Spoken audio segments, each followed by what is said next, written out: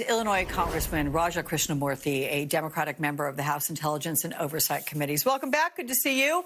So, Congressman, we've seen Republicans, as you know, they are voicing opposition to passing this January 6th Independent Commission. So here's Republican Senator Roy Blunt a bit earlier today on why he does not think a commission is necessary. I think we'll start waiting for a commission rather than moving forward with what we know we need to do now. There's a bipartisan effort in the Senate with two committees to produce not only a report, but also a number of recommendations, and we should be able to do that in the first full week of June, and we haven't even waited for that to decide what a commission should do.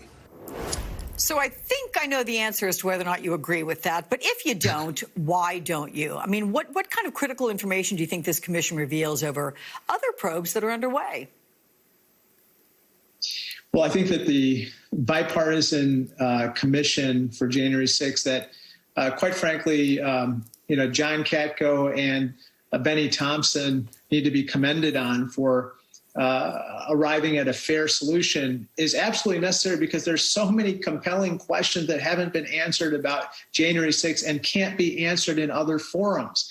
And it needs to be outside of Congress, preferably by people who are not currently serving in government and won't politicize this in any way.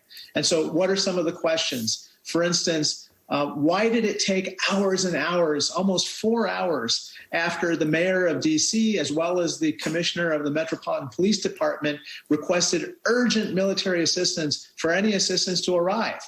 What did President Trump mean when he was talking to Kevin McCarthy that day, and Kevin McCarthy himself was demanding urgent assistance in telling Kevin McCarthy, well, it sounds like you are less sympathetic to basically the big lie having happened than the rioters are. And I think Kevin McCarthy said to him, who the F do you think you're talking to right now?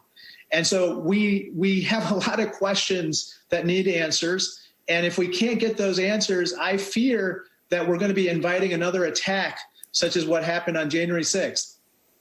I'll tell you, given reports of that conversation, the tenor of that between Kevin McCarthy and Donald Trump in that call, and the way Kevin McCarthy speaks now, it's extraordinary to think that even ever took place. We need the January 6th Kevin McCarthy back right now. Yeah.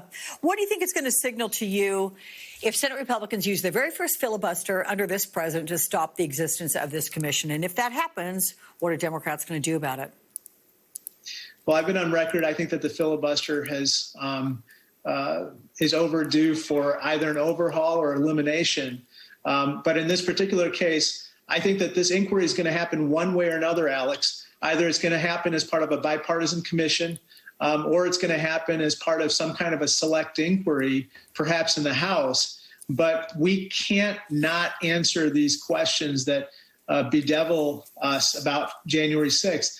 And as those police officers poignantly wrote, those U.S. Capitol police officers poignantly wrote, they are suffering right now. They still see the holes in the walls and the doors broken, and they see a lot of their colleagues still suffering from the mental anguish of 140 police officers having been injured and officers dead.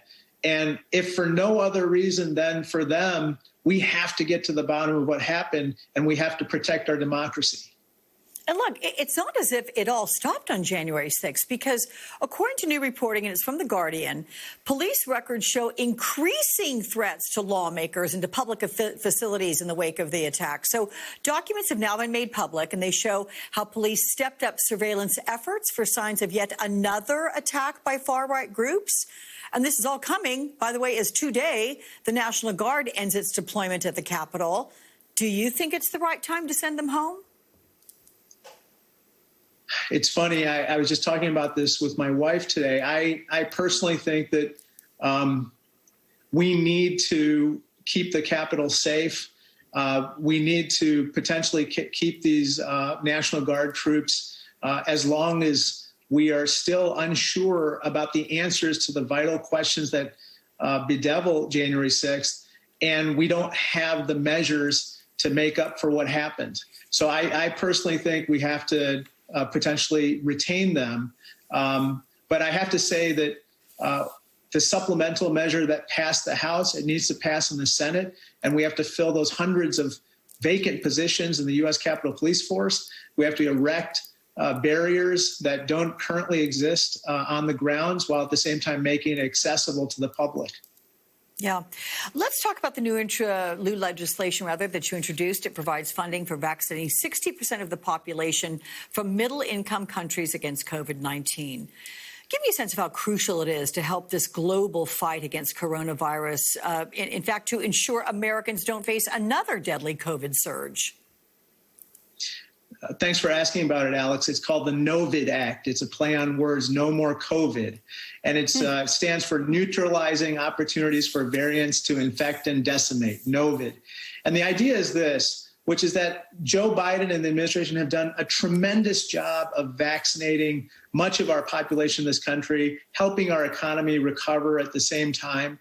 But epidemiologists say that within 1 year, Alex, they believe that our first generation vaccines will be rendered ineffective because of variants that are multiplying exponentially abroad.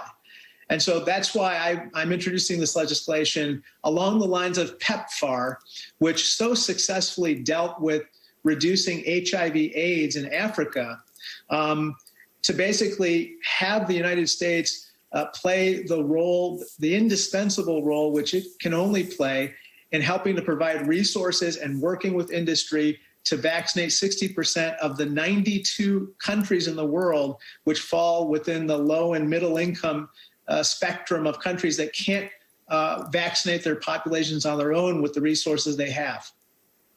Yeah. All right. Well, I'm glad you're on the case, and all of it, in fact.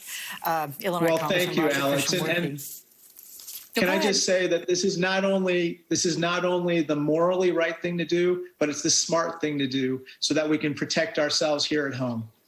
Agreed. Absolutely. Thank you so much for your time. Happy Sunday to you. Thank you.